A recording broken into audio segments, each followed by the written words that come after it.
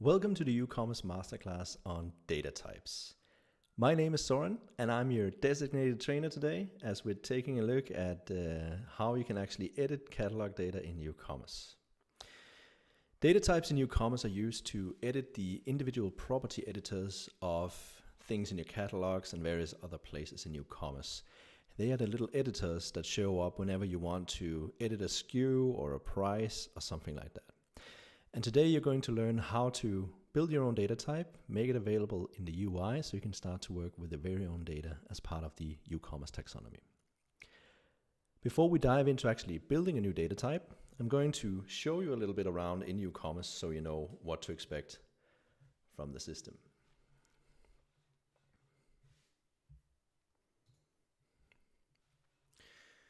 So I'm using UCommerce from Braco for this demo, but fear not. Data types work exactly the same way in Sitecore, Kentico, and Sitefinity as they do in Umbraco. So everything you see here, even though it's in a different CMS than what you might be familiar with, is exactly the same from a UCommerce perspective. The upshot of that is also that if you build a data type for one CMS, it will work for all the other ones, which is quite cool. So data types are part of the fundamental parts of UCommerce, the lowest levels basically of the platform. So we'll open up the settings area where we have the definition system of which data types are a part. Definitions, of course, define all the entities that you're working with inside of UCommerce, and data types themselves are entities as well, which maybe get a little confusing, but basically the definition will describe on the data type what fields are there to be edited. If we expand the data types area, a data type in UCommerce can be either built-in or custom. And so most of what we're looking at here are custom data types. Whenever they are, or not custom, they are standard data types, right? So you can see you can't really change anything here. But if we set up our own, like we've done with the color, we are able to go ahead and start changing things. So a data type in UCommerce will have a definition, which gives us all these other fields here. In this case here, the color data type is just a data type. And it gives us this editor field, which is really what we're building today when we're talking about a data type. So a data type is really two things. It's the editor, which is a component registered with UCommerce, attached to the data type itself, which in turn is attached to a field in the definition system. So if we open up the product definitions here, a shirt, we'll see we have color here, which will have the data type of color. Right there, right?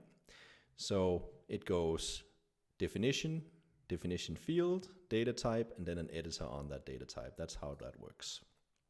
And of course, at the end of the day, what we end up with is a situation where I can open up a product and I can edit those aspects of that product or anything else really. So we'll see that color editor right there.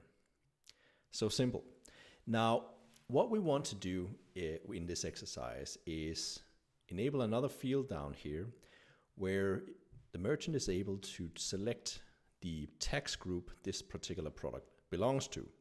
Now, the reason for that is because in some countries there are different taxes associated to different types of products. And by default, what UCommerce will do is it will set up an overriding tax for every product in a catalog. So sometimes you need that at a finer level of granularity.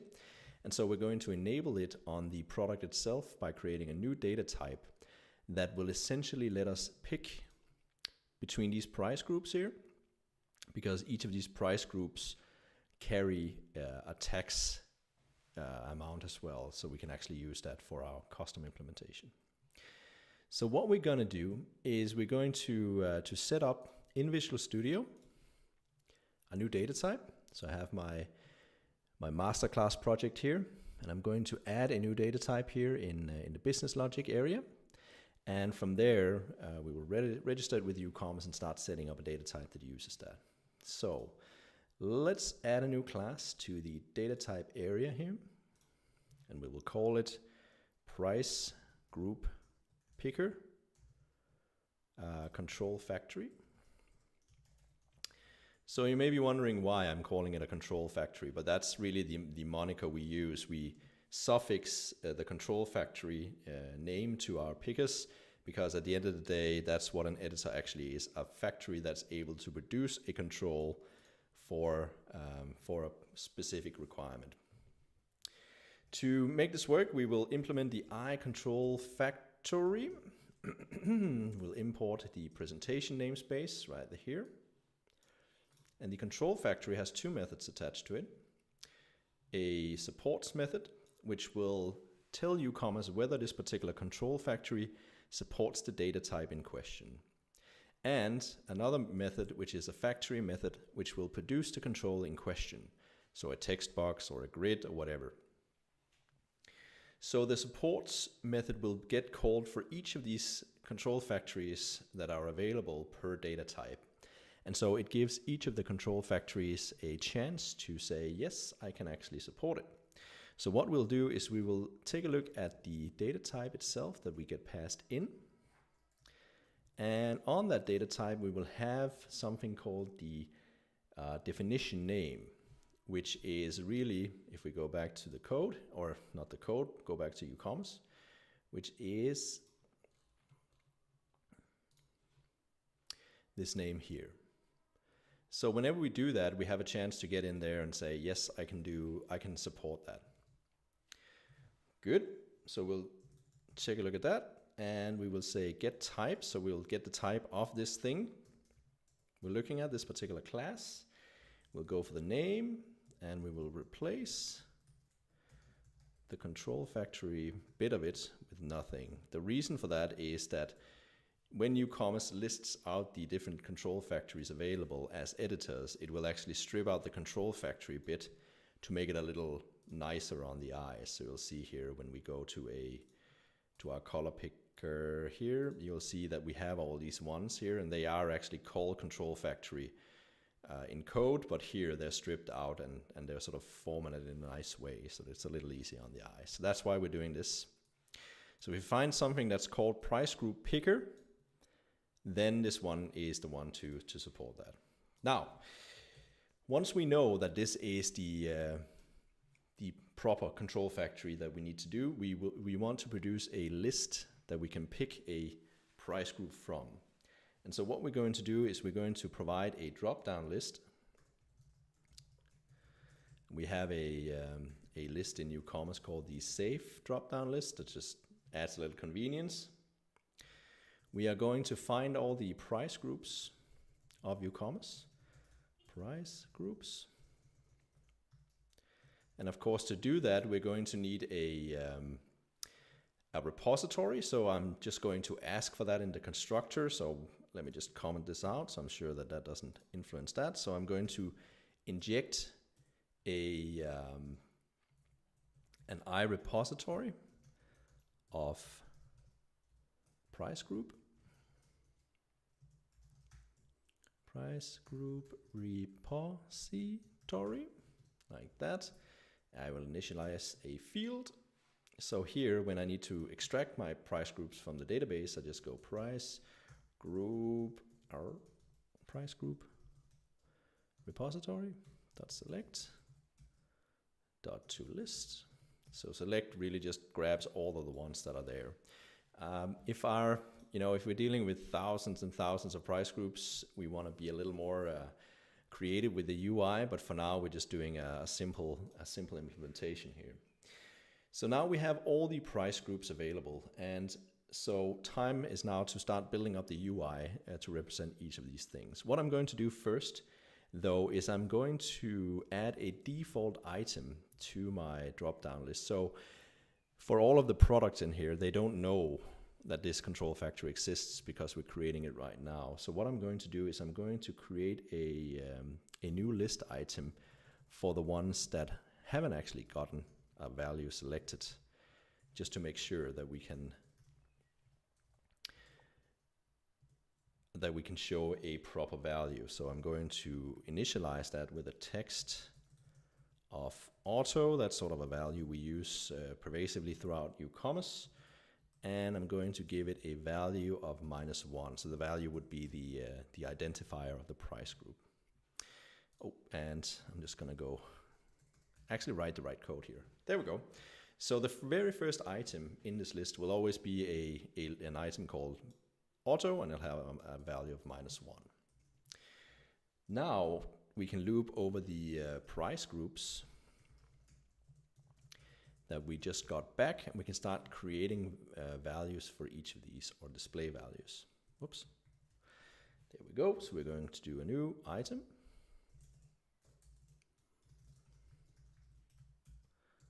Like that. And this item, the text will be the price group. Let's see, we want to format this maybe, so we're going to do something like this. Right, so we'll use the name of the price group. Whoop. Price group name.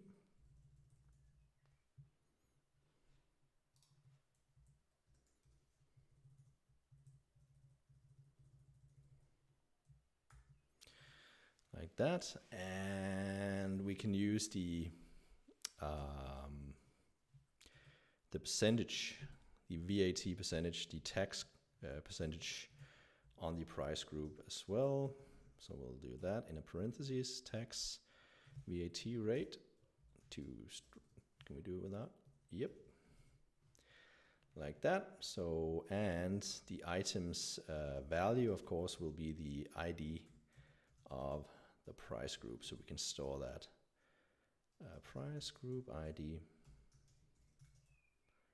on the actual entity needing this. And of course, the final step is to add drop-down list, add that item we just created, like that.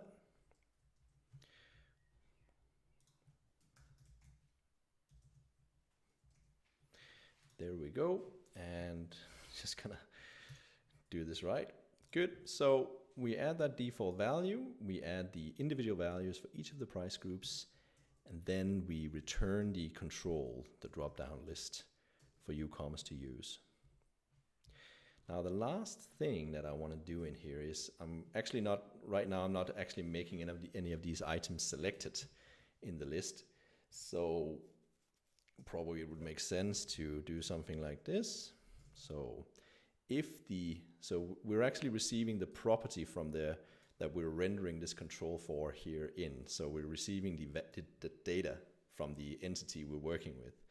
So we can actually say if the price group ID to string equals property, and we can say get value on that. So value is actually an object, so we need to string it so we can make that comparison. If these two things are the same thing, then we can set it so selected, and we hopefully there's only one value, so it should, it should be okay. We won't get multiple selected values in here. Good. So with that, we have our data type ready. Now we need to make UCommerce aware that it exists. And the way we do that is we go to our website here and we navigate to our apps, and we'll add a new data type configuration. And so what I'm going to do is I'm going to steal one of the existing configurations here. I'm going to call this price group data type, I guess. Price group control factory, I don't know, something like that. And I'm going to strip out the existing stuff. We don't need that. We just need the components bit. And from here, I want to go in and find an actual component that looks like what I want. So I can go into UCommerce here, into the UCommerce folder, and I will find the configuration folder, which holds all the default configuration of UCommerce. And I can find the data types config, and from there I can find one that matches. So what I need is an eye control factory, right? So I can just grab this one here. So the eye control factory is important. There's also an eye property control factory, which looks almost the same, but it's not. It's not what we want. And there are also some adapters in here, here at the bottom. I'll explain that. Well, actually, let's just I'll explain that in a little bit. For now, we just need one of these eye control factories. So I'll copy paste this, copy, and paste that in. There we go. So I'm going to change the ID here. And so my ID is going to be called price group control factory, like that. And of course I need to change, the service remains the same because that's what UCommerce uses to identify these particular implementations. So we don't want to touch that, but the type we do want to change. So let's go back and find, we need the namespace. So let's go back and find that up here. Just copy that in to make sure we avoid spelling boo-boos. So that was that. And then we need the actual type. So that's the class here. We'll just copy that as well. Stick that in there. Then we need the DLL. So this thing here is placed, it's right here, right in this particular project. So most of the time the project will be the same as the DLL name, but it can be changed. So I'll just copy it from the property pane here and put that in here. There we go. So with that, UCommerce will know that we have a new price group control factory we can build. And part of the build process is pushing it to my website that we were looking at before. And so hopefully UCommerce will pick up the fact that we have this. So we'll just navigate, we'll just click on one of these guys here. Back to our CMS, where we need to set up a data type to leverage that new control factory. I'm going to call this one price group picker. It's going to be a of definition data type. And I'm going to select our new control factory here at the bottom. Save that. And that makes the control factory available to UCommerce to use. Next step is to set up a definition to hold a field of that data type. So I'm going to call it tax group. And on that tax group, I'm going to create a new field. Actually, I'm going to call it tax override, like that. Sorry about that. I was one step ahead. The field needs to be called tax group, like that. And we're going to select the data type we just set up. Now, the reason I'm setting this up as a separate definition is that I want to allow products to opt into tax overrides if they want. So it's almost like a mix-in concept. So now I can go in and say this one here should actually be tax overrideable, like that. And I should be able to navigate into the store, find some shirts, and see our new tax group. So let's do that. There we go. So here's our new field, and here's our picker from before. Just select one, save it. And hopefully when we navigate away, we'll also see that it will reselect the value I picked. So there we go. So let's very quickly recap what we did with this data type. So we'll go back to Visual Studio, start there. So we started out by setting up a data type. We call it price group picker control factory. It inherited this interface. We set up the get control to do the drop-down list of price groups. We injected a repository to get at those price groups.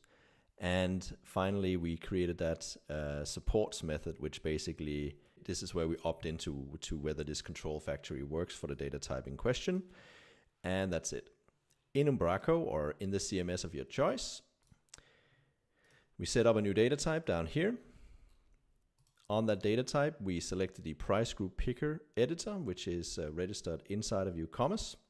So we did that right here. Basically set up a component.